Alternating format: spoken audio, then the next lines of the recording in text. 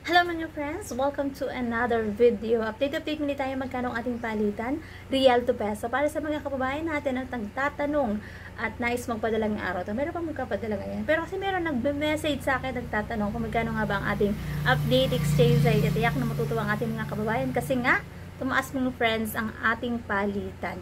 Itong palitan na ito mga friends ay true STC Pay to bank account, kaya medyo mataas po yung palitan. Syempre mga friends, magkakaiba ang palitan ng bawat bangko, pero konti lang naman ang difference noon. Ang purpose naman ng video na ito is para magkaroon kayo ng idea kung magkano ang ating update exchange rate ngayong araw ng Martes, October 8, 2024. Update natin, 1 real equivalent ng 15.2 pesos. Mataas na mga friends ang ating exchange rate para sa mga kababayan natin na nag-aabang kung magkano ang ating palitan. Yan po ang ating update exchange rate through STC to mga friends, STC Pay to bank account.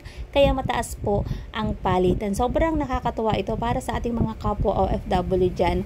Kasi nga, alam naman natin na malaking tulong kapag nasa 15 pesos ang 1 real. So ngayon ay tiyak na matutuwa kayo mga friends kasi nasa 15 pesos na ang ating palitan. And syempre pag nagpapadala na pera sa Pilipinas, may binabayaran na transfer fee at meron din po yung VAT. Ang lahi ko pa rin paalala para sa bawat isa sa atin ang matuto tayong mag-ipon, magtipid at matutong mag-invest. Batid naman natin na mahirap ang buhay sa ibang bansa, pero syempre nagtitiis at nagtsatsaga pa rin tayo. Kaya wag din natin kalimutan na mag-ipon tayo para sa ating sarili, para sa ating kinabukasan. Napakasarap umuwi sa Pilipinas mga friends, pero syempre masarap umuwi sa Pilipinas kapag meron kang ipon. Especially para sa mga kababayan natin nais na mag for good, napakasarap umuwi sa Pilipinas kung meron kang ipon. Ipon na magagamit mong pang negosyo pag nais mong magnegosyo, kasi mahirap ang buhay sa Pilipinas kung wala kang pagkakakitaan. Kaya habang may panahon pa, matutong mag-ipon para sa iyong sarili at para sa iyong kinabukasan. So that's it for today's video mga friends. Thank you for watching